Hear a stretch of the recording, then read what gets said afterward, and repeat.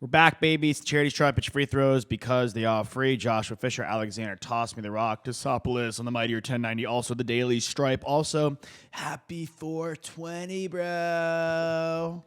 Spicoli. You're in your festive 420 tennis gear. When are you? This is not tennis. You look Tennessee. This is not tennis. What is it? This is tennis. You look like you're going. You look like you're playing tennis. Top half is absolutely not tennis. You have Wilson. You have like athletic sneakers. Are you listening? I'm listening. Top half. Okay. Is absolutely not tennis. It gives tennis vibes. I'm just telling you. This is a golf shirt. It could be whatever you want to be. You're just giving me tennis vibes. It's Nike golf. Great, but you're giving me tennis vibes. Well, I'm just telling you that it's a Nike golf hat and a Nike golf shirt. It's in an outfit inspired by Tiger Woods, who underwent surgery yesterday. The fact that you missed that it's a little. It's regrettable. It's regrettable. It should be regrettable. Well, I'm just saying. You walked in. I'm like, oh, are you hitting the courts later? No, I'm not wearing. These aren't tennis shoes. Actually, You just give off the vibe. I'm saying to me. Josh doesn't know what tennis looks like. Let's be honest here. Am I wearing a tennis skirt? No, you're not. Then I'm not going to play tennis. You're right not now. going to play tennis at all. But I hope that Tiger recovers from his surgery, and that's certainly going to be an interesting story going forward because he was really having a hard time getting across courses, and obviously the ankle was hindering him significantly post crash and recovery, and he's going to have another recovery ahead of him. And I don't know what that's going to look like for him coming back if he's going to, honestly. Yeah. There's a certain point where he might just have to walk away from the game. Which is fine. I mean, it's Yeah. like there's no shame in hanging it up. No. Like to say you've done enough it would be the grossest of understatements. He's saved the sport and it made it what it is. See, maybe not making the sport what it is, but there's been a couple great quarterbacks that have really amplified the NFL in our lifetime. Uncle Dave, one of our buddies, one of the great editorial guys the NFL has seen. Give him that credit. Give him a little shout out. I was thinking, I feel like we got to come up with like a really fun nickname for him. Uncle D. Yeah, we'll brainstorm. I don't think Uncle Dave is enough. It's not enough. No, we got to think of something like cooler. Well, I want him to hear it and be like, ugh, why are they calling me that? Sure, of course. And Uncle D is almost too much in that direction. I'm like the Watchman. Like he needs like a real nickname. The Watchman. The Watchful Eye. The Bird's Eye View. Oh, I thought you were talking about like the graphic novel. No, I'm talking about I'm just pondering and pontificating on nicknames. What hat am I wearing? I'm still wearing a Fish hat. Seeing Fish this week at the Hollywood Bowl. Very exciting. Okay, well, the NFL draft is next week. Let's get into it. Uncle D, as we have it now, interim nickname. He sent us the QBs taken since 2013. There's been 29, in the first round. 29 guys taken in the first round. Last 10 years was the parameters of how we were looking. His overarching point and what he's been sending us lately is that the Jalen Hurts deal is good, which I think both of us agree on. Yeah, I don't think we disagreed on it. I was more so just like bringing up the question, and he brings up a great point to us in his message that he reached out and hit us up with. But and his point was that it's such an uncertainty going into the draft whether or not the quarterback that you're going to take is going to pan out, that when you have a proven quantity, an entity like a guy like Jalen Hurts, especially who went to the Super Bowl last year, locking him up financially is a good decision. Mm-hmm. And for me, it was more just, okay, get that. I think we all understand that. Anyone that's listening probably understands that as well. But it's the amount, right, that he got paid, because he is now he will be the highest paid quarterback until the next contract comes. Or because until they move the cap room up. It's all relative. Well, the CBA is changing, so that is officially going to happen. Mm-hmm. So every Giants fan that complained about how much money they gave Daniel Jones, that will look different when these other quarterbacks get their deals. And then he will probably be between the 10th and 15th highest paid QB in the NFL, which, if you look at what Daniel Jones does and you project in the future going forward, he's still a young guy, seems about right. Maybe even more upside potentially with Brian Daboll at the helm. Sure. I completely agree. I think it's all kind of relative, and it seems a lot at the moment. I do want to go through these picks, though. I want to play a little game with you. Yeah, so you said 29 picks. Yeah. The game is 16 of them, by the way, are not starting QBs in the NFL. right now. Correct. Okay, so the game I want to play, So that's more than half. bust, mid, like, all right, kind of like a decent pick. Right. Or Which good pick. if they're a quarterback taken in the first round and they're a mid, are they a bust? It's like it's like they're not a bust, but like benefit of that. So in your mind, let's go through them, okay? Okay. 2013, EJ Manuel. He's a bust. Okay. 2014, you got Blake Bortles, Manziel, and Bridgewater. I would say that Bortles and Manziel are bust and Bridgewater is mid. Okay. 2015, you got Jameis Winston, you got Marcus Mariota. Mid. Kind of tough for Mariota, I would say bust, but okay, this is your game. 2016, Jared Goff. He started last year. Sure. So shout out to their family. And he started games the year Okay, that's your Yeah. Look, it's your game.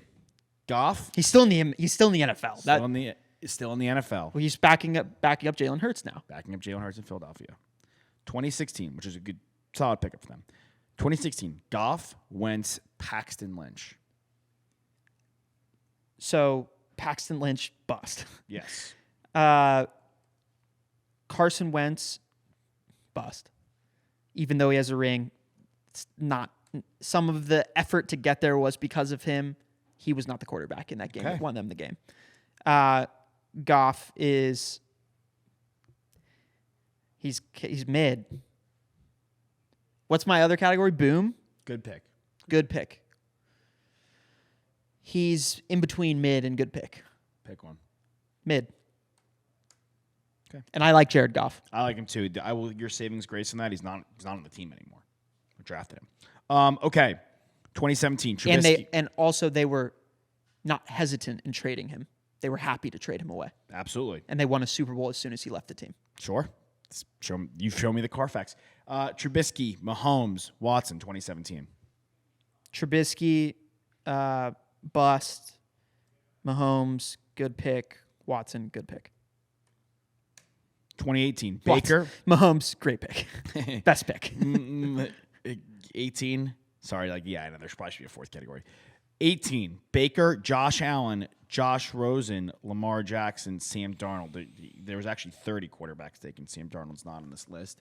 So Uncle Dave, I know he's moving fast, and thank him for sending us, but not on the list. So 5 quarterbacks taken there: Baker Mayfield, Josh Allen, Josh Rosen, Sam Darnold there, and Lamar Jackson. So there's actually 30 QBs then. 30, yeah. So I will go Mayfield, bust. Okay. Allen, good pick. Lamar, good pick. Rosen, bust. Darnold, bust. Okay. Now, I think, caveat, Mayfield and Darnold have the potential to get to mid to me. Okay. And they were close. It wasn't not a super easy decision. Mayfield was an easier decision because he was 1-1. Absolutely. And I think where you were drafted in the first round also matters. I mean, and who you drafted by, but, beggars can't be Right. choosers. It's That's part of the circumstance that he was drafted into, and it's unfortunate for him, but part of the game. yep. Kyler Murray, Daniel Jones, R.I.P., Dwayne Haskins. Kyler's tough.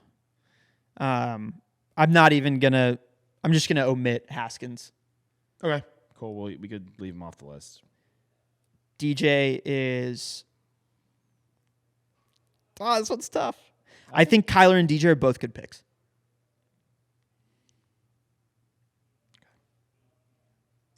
It's your game.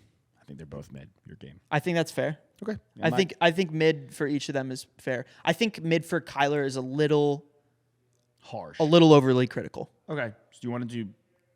Both are good. I'll go good. I'll revise. I will say good pick for Kyler, and I will say mid for DJ. So far. But I imagine that will flip flop. Cool. 2020, Burrow, Tua, Herbert, J. Love. Herbert and Burrow. Great picks. Tua, good pick. Okay. Although he almost walked away from football this offseason. Love, so far. He's mid so far. I can't call him a bust because I haven't seen enough of him Wow. playing. Okay, 2021. T-Law, Wilson, Lance, Fields, Mac Jones. Lawrence, good pick. Wilson, bust. Lance, mid. Mac Jones, good pick. Justin Fields, good pick. These guys are tough because we really haven't seen much of a sample size for them. And then what do you want to do with I'm Kenny? giving Lance a mid because I haven't seen enough of him play. Kenny Pickett. Good pick. Okay. Let me make sure my maths. Maybe there is 29. I don't know.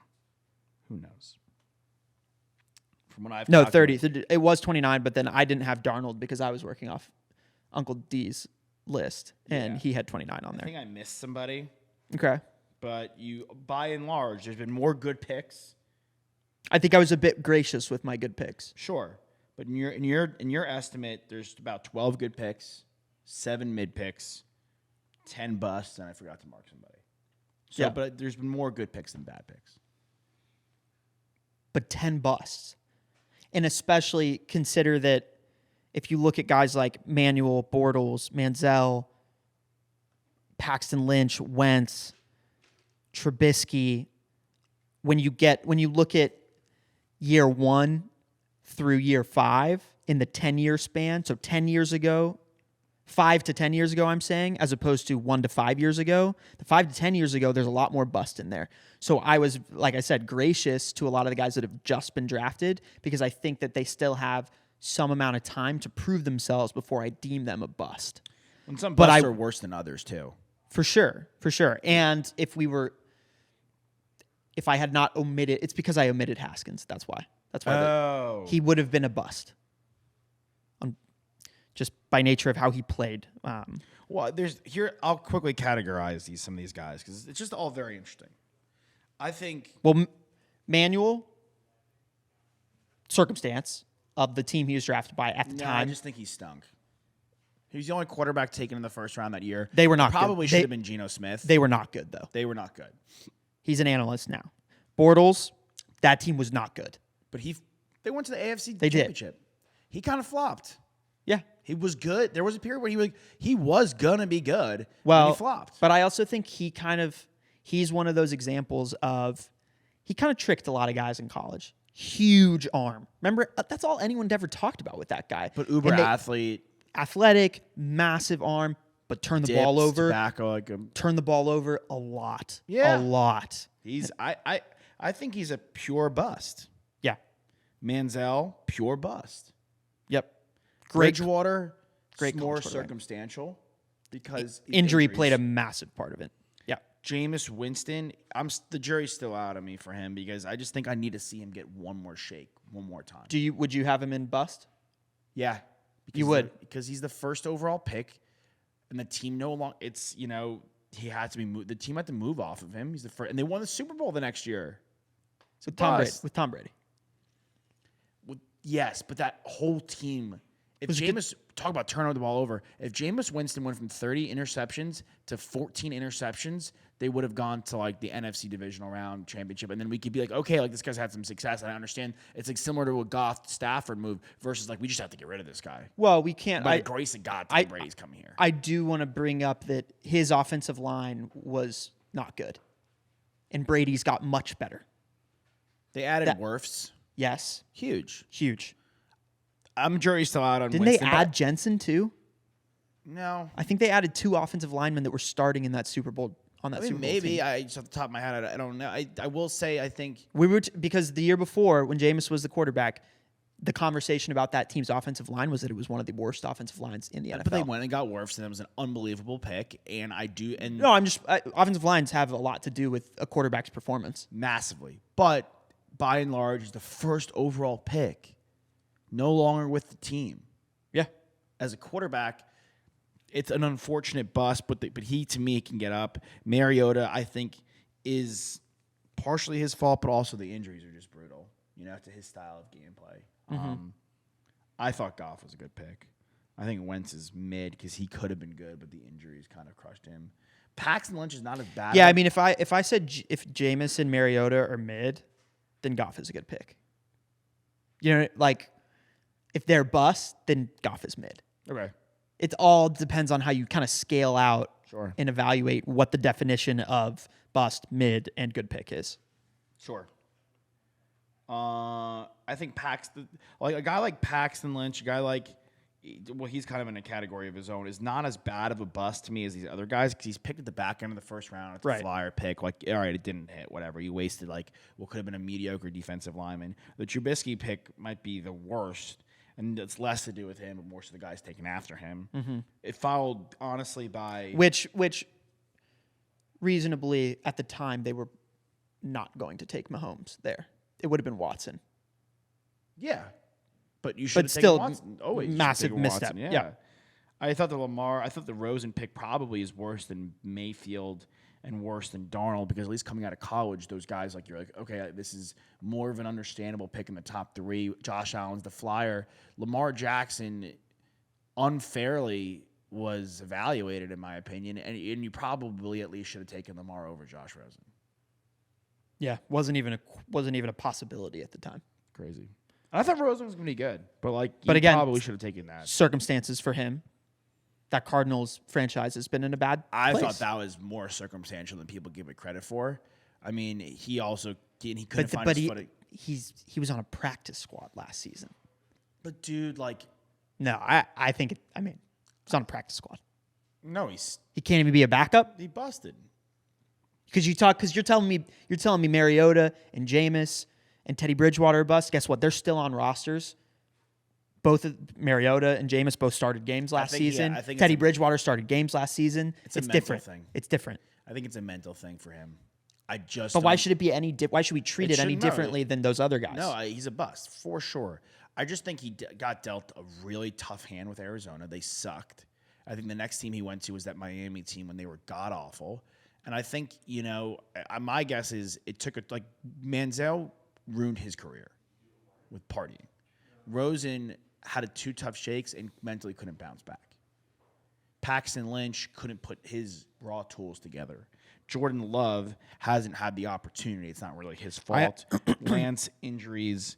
Wilson, part of me is like Wilson's, just skill level bust. And the other part of me, really, honestly, it's not Zach Wilson's fault. He never, ever, ever, ever, ever should have been that pick.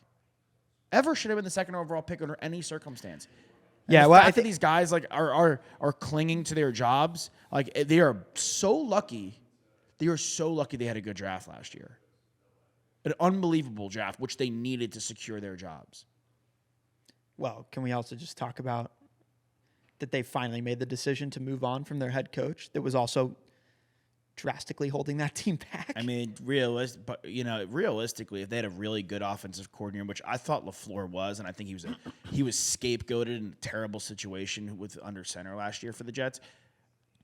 If they had a good guy in place when Darnold got there, the right guy, Sam Darnold would still be the quarterback for the New York Jets. We've seen him be good, and they just threw a mess around him. The minute the Panthers were off to a good start, and then the minute McCaffrey goes down, guys start getting hurt, it becomes a disaster for Darnold. Yeah. He's had a really raw shake. Well, I also want to throw out that any of these guys that we're bringing up circumstance as not necessarily an excuse, but a reason behind why they had the higher propensity of being a bust is not necessarily fair for any of the guys that are drafted in the top 10. Because if you're drafted in the top 10, that means your team was not very good. Yeah. That was picking you. Even that Titans team that drafted Mariota, they were not good. That was before Vrabel got there. That was before they had turned things around. Yeah, the only person I really, off the top of my head, have seen succeed and their team be kind of crappy, is Stafford. He's had great seasons with the Lions. Yeah, but their team sucked. That's kind of the outlier there. Were there any of the recent guys? What would you label Love as? Incomplete. Yeah. Lance, incomplete. What about Jones and Fields and Pickett? Pickett's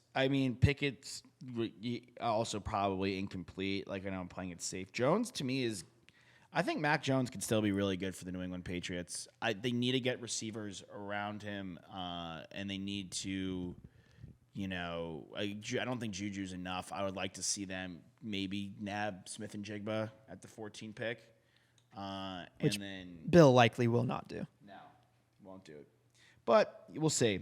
I think the jury's still out on Jones. I think Fields is going to have a really strong season this year, especially if they could take like a Darnell Ryder or Skronsky at 9, or Paris Johnson, whatever, one of those 3 guys, that they could take them at 9 and start to fortify that offensive line. I think that's going to be really beneficial for them, and use their more picks to help Fields out. And they got DJ Moore. But yeah, I mean, those guys are, and Pickett, I think, and the Allen Robinson trade shouldn't, go unnoticed. I thought that was a good deal for Pittsburgh. Yeah. This is it for him. Like, I believe that he still has a little bit of gas left in the tank, but we'll see. Because I'm not going to be surprised if he is basically a nothing on this team. But they got him for nothing, so I'm not. I mean, they got him actually they gave a pick and got a pick back. So why wouldn't you do the deal? Yeah. No, I completely agree. I do want to shift small gears here. Okay. Let's talk about the Oakland Athletics before we get into the overarching NBA. They're going to Vegas. So it will now be the Vegas. Do you keep the name? B, is this good for baseball? I would say I'd like them to keep the name. I think you change absolutely nothing. Keep the colors, keep the colors. I think their swag is great. I mean, there's just no way that if they move to Vegas, they won't rebrand. Why? The Raiders didn't rebrand at all. The Rams didn't rebrand at all. Yeah, they did. The Rams? Slightly. They have completely new uniforms. But same and colors, and a new logo. Same colors. Not really, actually. The colors are different. It's still blue and yellow. But it wasn't blue and yellow. It was like beige and it was like navy and beige, basically. But they had moved off of that already. No, they moved the first year they got there, they changed it to like navy and white. Yeah. And then it became okay, but there was a period of time. Well, I'm just saying their something original like, LA years, they were blue and yellow. It's not far off from the original notion. I think they should. You don't think they should keep green and yellow? I like it. I think they should. I think the Athletics uniforms are probably the best thing about that franchise By far of and late, away. outside of Moneyball, which apparently it's actually not that high up on your list. Well, we'll get into that in the Best of Believe show. Okay. I got into that with my father. He hates the movie Seven. I don't know why. Interesting. Bad take out of him. I love that movie. Love that movie. Really good movie. One of the movies, I would say, if you ask me, the top 10 movies I've seen the most, Seven might be in there. Okay. It's a little suspect. Why? Just because the nature of the movie? It's kind of it's a dark movie. It just always on. It was always on. I don't know. It's on a lot. It was on a lot. Yeah, I mean, I just my gut tells me that once they move, they will rebrand in some capacity. Yes. And I think worth mentioning that the Rams moving back to LA, they're moving back to a city that they had already played in. Sure. Vegas has moved around a bunch. Yeah. The Raiders, I mean. I don't think they need to do too much, but they need to add some element of Vegas in there.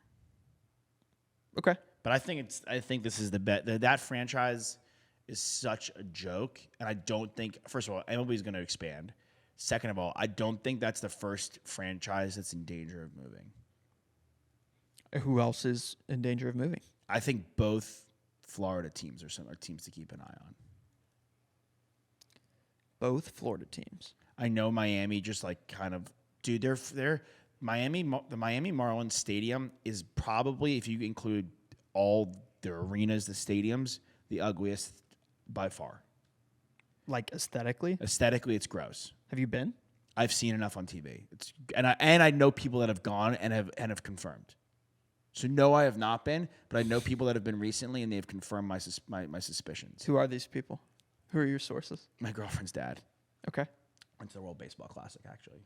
Trout. So he was there for the Trout Ohtani thing. And then the Rays? Dude, they get no people. They're the best team in baseball. They get no one at their games. Okay. They're like, it's a problem to me. Do you not think so? I mean, I don't. How many this is people- all circumstantial evidence. I have no idea. How many whether- people? I know for a fact they go to one of their games. How many people? that doesn't like my. Okay, like I looked at. The, I'll take I you don't- at your word. I don't know. I mean, I looked at the numbers the other day. I'm just simply saying they don't get no one at their games for a team that's as good as they are. The best team in the NBA, the Milwaukee Bucks, their arena's packed. The Kansas City Chiefs. It's not like New York or LA. It's Kansas City. That stadium's packed, and I know they're a long, rich history franchise, and they've been here for a while. Yeah, but they're the best team, and you could see it in the stands. You can't see it in the stands for the Tampa Bay Rays. I think they would behoove them to move. But so with the NBA, yeah, Deer Street gets packed for the Milwaukee Bucks. NBA attendance records are off the charts at an all-time high this season. But it also depends on how viewership coincides with attendance records, because both can make money for a team.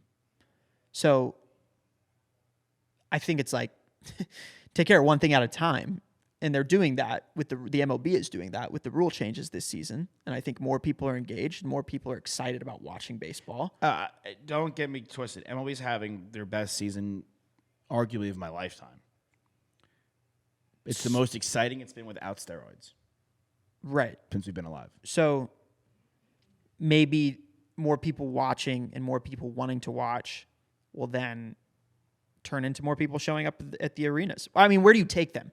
Where do you take those two teams? Because Tampa, okay, I can wrap my head around that. Although the Buccaneers have a stalwart fan base, but Miami, I don't necessarily know. Like, if you want to rebuild the stadium, sure. Look, but you're saying move. Where do they go? The average attendance, the top 5 teams: Dodgers in a landslide, Padres. The Padres being good, I think has helped. The Cards, the Yankees, the Phillies, Stros, Braves, Blue Jays, Mets, Giants, Boston, a great fan base, is at 11, and I'll look at their 2018 attendance record. But part of me thinks that's because they've been declining play. Not as good. Sure.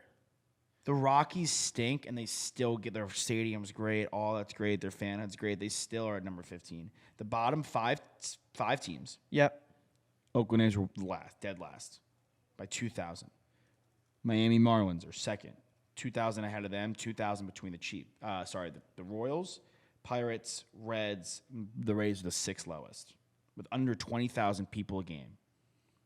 Every other team in that stretch stinks. Can I throw out, though, that at least in defense of the Rays and the Marlins, they are very different from the Oakland Athletics for one reason.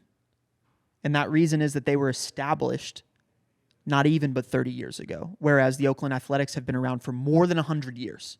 Forever.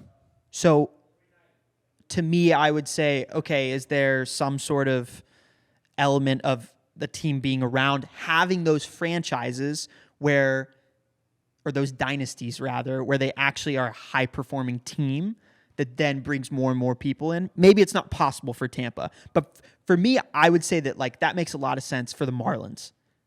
The Miami Marlins have not been good for a long time. I know they've won a World Series, but in our lifetime, they've been one of the bottom 5 teams in baseball a lot more than they have been one of the best teams in baseball.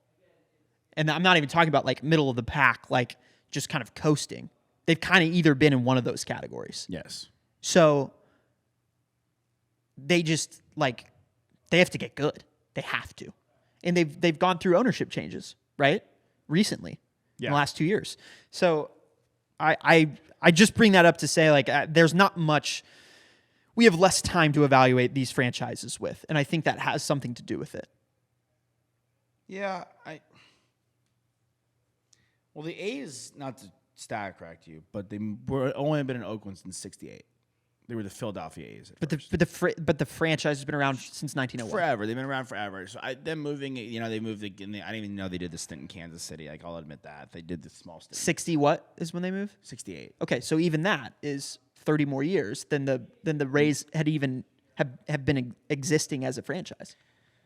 The rate I know, but like if you're a great team, and you might be right. You're probably right because if you look at the NBA franchise, You just told me about the San Diego Padres being number 2.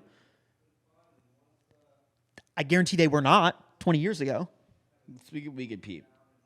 We could peep. But I can You tell might you, be right. I can tell you what helps is when you have Manny Machado on your team, when you have Fernando Tatis, who's on the cover of MLB The Show, when you have They were 19th. when you have Juan Soto, who is also one of the best players That's in, my point on in the Tampa world. Bay. Like Tampa Bay, you have Wander Franco, you have a Rosarena, you have the best pitching These staff. guys aren't the same, though. The 3 guys that I named are so much more famous than the rest of those guys. Yeah. A Rosarena, I think, got a lot more love, and a lot more people know who he is now because of the World Baseball Classic. I think people were really locked in on him as one of the players that really stood out. But they simply have not had the same level of guys that have the same superstar power. No, I know that, but That matters. That matters. I think at points, Especially today in I think baseball. at points in their franchise they have, to be honest. Who? David Price won a Cy Young Okay. for them. Hitters will always get more love than pitchers. Sure. I mean, they've And he was a dominant pitcher, but not like in a media sexy way. You know what I had mean? guys Like he's like- not like we don't talk about David Price in the same way that we talk about Pedro Martinez. That we talk about Roger Clemens. Roger Clemens, who had he wasn't as good. he wasn't as good.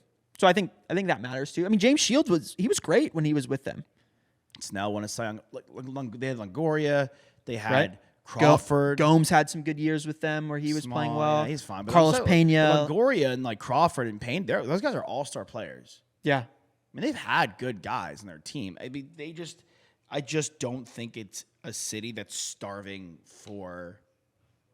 It's not starving for baseball. Well, I think they're at this crossroads because they're really good at winning baseball games and they have a really good recipe for doing that. But to them, we're bringing back Moneyball here. You don't have to have Carlos Pena on your team every single. You can have Scott Hatterberg. You can have the guys that put together a good team. Argument is, and I think I'm curious to see what if Wander Franco continues to progress and he's signed to this long-term deal. I think your best argument is there's a very small, just a small sample size of continuity. There's always heavy changeover. Look at the Rays. I look the at my Padres. It's been kind of like starting to find like a happy place. and I look at my own team, who is willing to go out there and spend money on big name guys. Corey Seager, who played for the Dodgers, a lot of people know him because he played for the Dodgers. Then he goes to the Rangers. Then Marcus Semien goes to the Rangers. Jacob deGrom, like even those 3 guys, even the fact that we just have Jacob deGrom. Jacob deGrom is more famous as a baseball player than any of the guys you listed on the Rays that were great Rays that played excellent baseball. But deGrom's just more famous.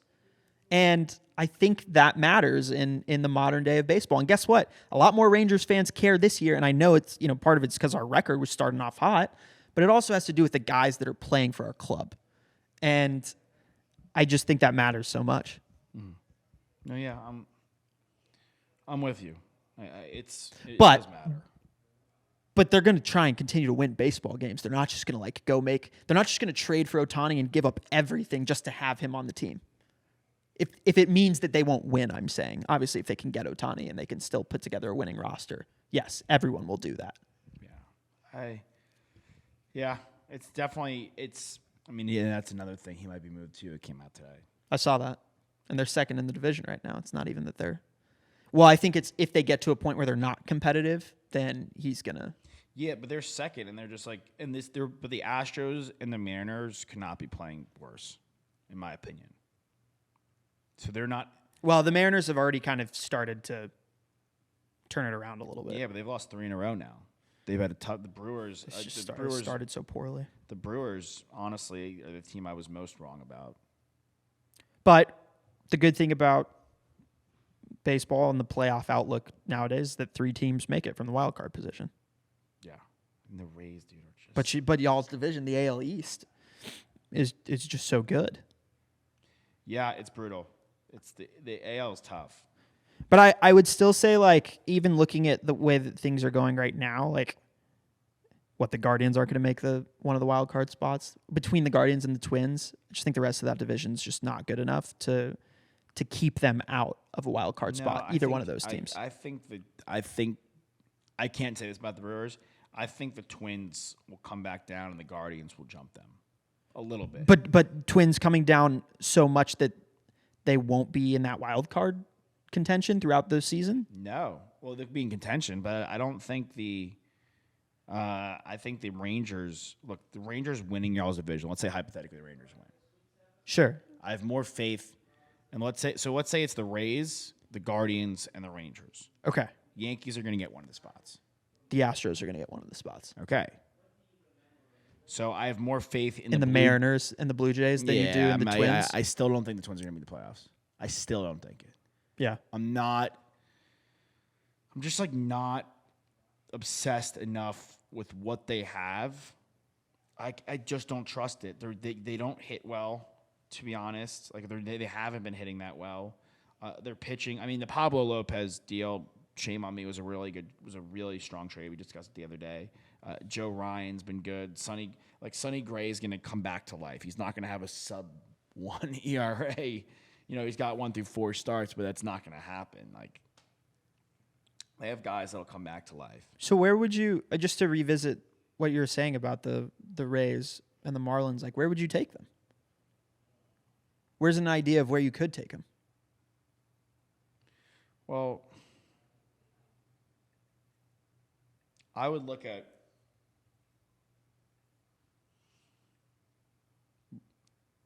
their attendance records are just so bad. But you have to make that move because it's a massive financial move, right? There has to be some sort of indication that you'll be able to change that you'll be able to bring people into a ballpark, that you'll be in a city that can actually have the space and make sense from a civil planning perspective of having a ballpark that a lot of people can get to. And there's a lot of those cities that already are taken with ballparks. So No, you're right. Like, unfortunately, Chicago's doubled up already. Yep. I think there's room to attack Austin. I really do. Because Houston is so high up there, and they love. It's like I think Austin, if you build it, they will come. That's my vibe. Okay. Look, they're gonna move people to. I think they need, though. We have no proof of that yet, so they would need, I think, first for the Spurs to move from San Antonio to Austin before a Major League Baseball team gets there. But I think that's gonna happen. But I will also say that the Austin Toros exist. They are the G League team for the Spurs. So there's already that element and establishment of some sort of fan base and connectivity to the current franchise. There is an Austin, you got Round Rock, right? I would rather move a team. I would rather have a team in Mexico City than a team in Miami. I have a hard time coming to grips Nashville. of moving a team out of Miami. Okay, fine. Let's scrap them. Even though their attendance record's even worse. Well, I'll give you the benefit of the doubt. Let's see what happens when they're good. I think if they had kept Miguel Cabrera, do you think that their attendance records would be what they are now? Bro, we could go down the line. No, I'm just saying, like they traded. That's not the only guy they've traded. But though. Miguel Cabrera doesn't come. I know, but he out of all the guys, if Jose Fernandez doesn't get in the boat crash, I think that's totally different. Like this franchise is such a what if. I know, but I'm just saying, if Jose Fernandez doesn't get in the boat crash, they would still probably have him. They wouldn't have Alcantara. Or maybe they would, because maybe they move Ozuna for him. But would they still have Stanton? They would probably have kept Stanton, probably have kept Yelich. Real Muto. Think about this. Real Muto's a top 5 catcher. Yelich is an MVP. Stanton is an MVP. I know he can't stay healthy, but when he is, he's a 30-plus bomb guy, 40 bomb guy, capability. Ozuna has fallen off a cliff, since the domestic violence issues. But prior to that, he was one of the top sluggers in baseball. Then Real Muto's a top 5 catcher. So that Marlins team, once they lost their ace in something that you can't even plan for, and ironically, the Cardinals lost their top outfield prospect. And I think that's one of the things that when they got Ozuna, you can't plan for that. No, I know. I more so just I bring up Miggy because he is one of the best 5 baseball players and most impactful, I would say, probably in our second half of our lifetime. Yeah, our baseball tenure is probably a top 5 hitter, for sure. Him And also just a superstar presence in and of himself. He means so much to the game, to the fans, to the team. he won a World Series with them. I know. He was just so young that he hadn't established that, like, the fame yet, you know? Yeah. I mean, their most famous player right now, I like Jorge Soler a lot, but their most famous player right now is Jazz Chisholm, who's really exciting, and he's a good young player, but, like, he's not even in the same breath as guys like Tatis and Acuna, Mookie Betts. Like, it's just not the same. Yeah, I mean, he was already like an MVP candidate when he was in the Marlins. I don't know why they did that. I'm sure it was a money thing, but I mean, sure, that was just a really bad trade. And they traded like a bona fide Hall of Fame stud for a group of guys that really were just, one guy was a setup guy and like the guys that just didn't amount to anything. The reason why I do think Mexico City is a great idea, the reason why I say Miami, I just can't see a team moving out of there is like because of the way that like the Latin influence of the city in Los Angeles has affected the fanhood around the Dodgers. Like that same rubric should be able to be applied in Miami. But it's not. Because they're not good. Sure. They haven't been good. They've been really... And the Dodgers have realistically been good since we've been alive. Yeah, when the Marlins when I didn't think they were that good, like with Ethier and Russell Martin, like they were still good. You could totally be right. And Kemp, yeah. If they get good. So I will leave that as an incomplete. If they are good and the attendance record But goes, it's not even just great. it's not even just because they haven't been good. It's because they've been bad. Like really, really bad. I also think because their stadium is gross. Who wants to go there? But you can rip down a stadium in the offseason and put one up real quick. Or put one up somewhere better in the city. Because I don't know the city that well, but maybe there's a better spot. Maybe. A city like Miami, you probably could find the room. New Also, York did it. New York has they at one point had 3 stadiums up, right? Because they were building the new Yankee while they then had to rip down the old one. I think so. Yeah. It's not like a ton of room in that city. I mean, yeah, I think you could put it up a lot faster than people give it credit for. I do think that Mexico City would love a team. that's all I'm saying. They would All crush. Right. Basketball next time on the Daily Stride. Go check out basketball on Amazon Amp. How about that? Yeah. We'll see you guys there. Fisher Tassopoulos, Snacks Cutter will be joining us for Best of Believe. We'll see you guys next time. Kill it, Tony.